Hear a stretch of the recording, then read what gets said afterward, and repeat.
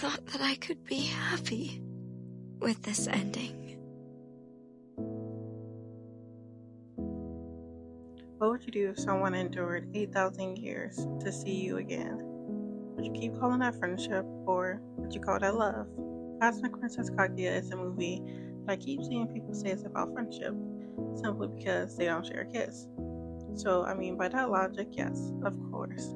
They cannot be more than friends. Because we know two girls can love each other platonically. Not everything has to be romantic.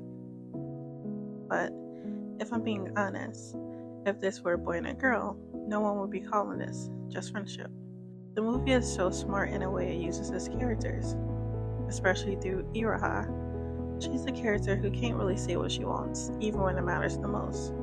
So, if you're waiting for a kiss, or a confession, or it to be spelled out to you by saying, "We are girlfriends," that's truly your biggest loss. But if you're willing to watch the character's actions, this becomes a beautiful love story that is also very devastating. This is about a moon princess who fell in love at first sight with an earth girl and loved her ever since, even through 8,000 years. To understand the movie, we have to understand Iraha. For real? What's the point in having separate rooms? Why me? She lives her life on a straight line, no detours. She works hard just to pay for her tuition and her small apartment, and carries everything on her own. When she wants something, she keeps it to herself, even when she wants something badly. Her only escape is Tsukiyomi, a virtual AI world.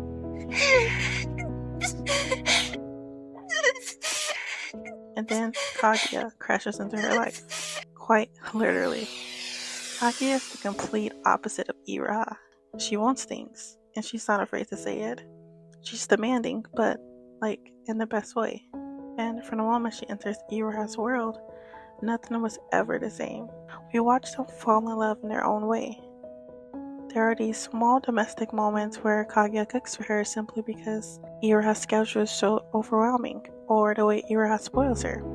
For most of the story, it lets these domestic moments sit with us. Yeah, this is how it's supposed to be. This feels right. It's a slow burn until it's too late. I love how the movie uses Iraha's facial expressions and her reactions and even her voice to show how she's really feeling, because she never really just tells us directly. Actions speak louder than words, especially in her case. One of my favorite moments in the movie is the fireworks scene, because it does exactly what I just mentioned. Yes, I'm talking about the hand holding, but not just that. Their handshake is pretty gay, but no, it's everything. It's the way Iraha grabs Kaguya's hand, like she's trying to anchor her to earth, to keep her right there with her before she says her question. It says so much without actually saying anything. When Kaguya says that the next full moon they'll come for her, Iraha still doesn't say what she wants to say, but her reaction does. You could just run away again. There's no way you're the real Princess Kaguya. You're too crazy and chaotic. There's no way that you're the same person from the fairy tale. Even the way she speaks about them has changed. They'll come to our house? Our house? Earlier in the movie, it was always my apartment. I just love this entire scene so much. But it destroys me because Iraha cares so much about Kaguya. She doesn't want her to go. She just doesn't know how to say it yet. And unfortunately, time doesn't wait for her to figure it out. Because after the fireworks scene, we feel all the tension. We should have appreciated all the domestic moments, because when the moon people finally come, Iraha doesn't magically find the words to say. Even then, in their final moments, she frames it around what Kaguya wants, not what she wants herself. No, wait.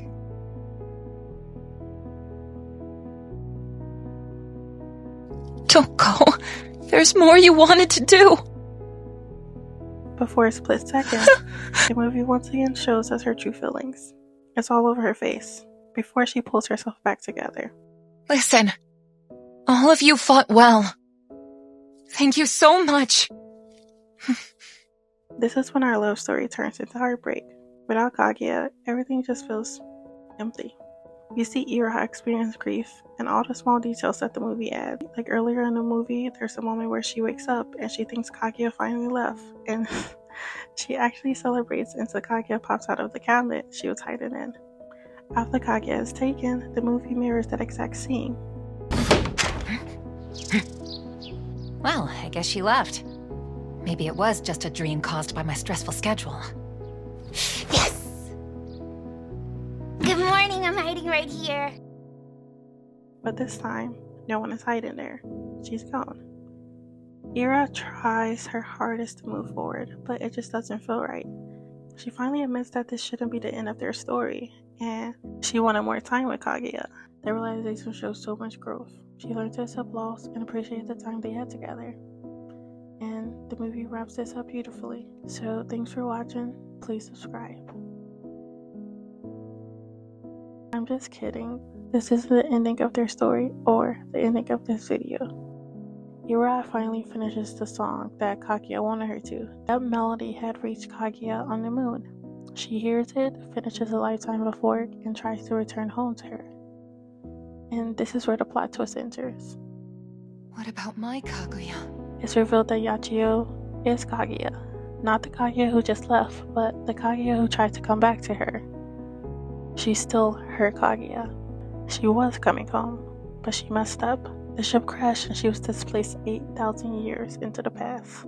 Yachio sees Iroha trying to make sense of all of this, and she tells her she doesn't have to remember, that Fushi can erase it. She gives her a clean ending to walk away without carrying the weight of what Kaguya went through, or their memories together, but she refuses. She says that she wants to know everything. Obviously recounting 8,000 years takes time, but Iroha forces herself to stay awake. Kaguya waited 8,000 years. She can surely give her a night.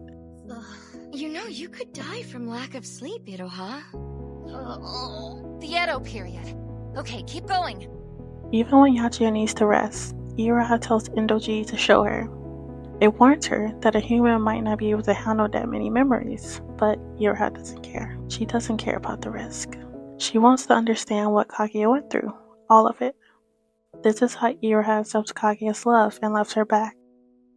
No, she cannot change what happened in those 8,000 years, but it wasn't about changing or even just catching up. Kaguya carried those years all by herself. Now Iroha is choosing to carry them with her. You don't risk your mind and your body just to understand a friend, but you will for a girl you're in love with. And then when it's finally over and Iroha knows everything, she finally admits out loud and to the person it matters the most to what she wants.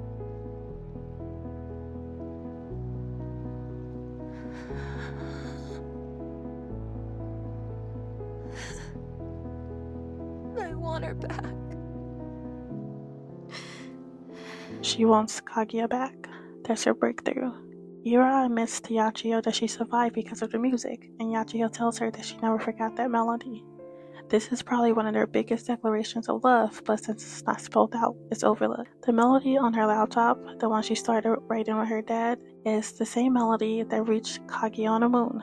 It's the melody that kept her smiling for 8,000 years. She carried it in her heart the entire time. And not only that, but it's the same melody that Kaguya uses as Yachio's debut song. Kaguya was already part of Iroha's life long before she crashed into it. You really have to listen to the lyrics after watching the movie. I won't go too deep because honestly there's so much we could unpack, but let's just tie up the melody. So basically, when Iroha questioned Yachio why she doesn't sing her debut song anymore, Yachio tells her, the song is already finished. It found its proper place. That song was always meant for Iroha.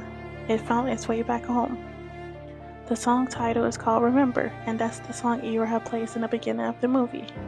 That melody was a loop. It began with Iroha, it then reached Kaguya on the moon. She carried it for 8,000 years, and it came back home to Iroha again. A precious melody that kept them connected through centuries. Kaguya never once forgot her. She writes about her in the music. The entire AI world was just another way to reach her again. That's not just friendship. That's a romance held together by a precious melody that lived through 8,000 years. A precious melody that actually saved them both. But I guess if you really do need something direct, Iroha, you were more beautiful than you know. I fell in love with you the moment I saw you. Don't forget. Iroha, I love you. But for the most part, the movie is just very smart and intentional with how subtle it is. And I think that's beautiful. It doesn't say everything directly because look at Iraha. She doesn't either. The story allows actions to speak louder. It doesn't always have to be just a kiss. So when people say they're just friends, they're literally ignoring everything the movie is clearly showing about this relationship. And that's so sad because Cosmic Princess Kaguya is a Yuri love story. The feeling after watching it is like a mix of happiness and sadness, which makes it so memorable. And honestly, there's still so much in this movie that you probably didn't catch the first time. There are small details everywhere, especially with Yachiyo and the way everything connects.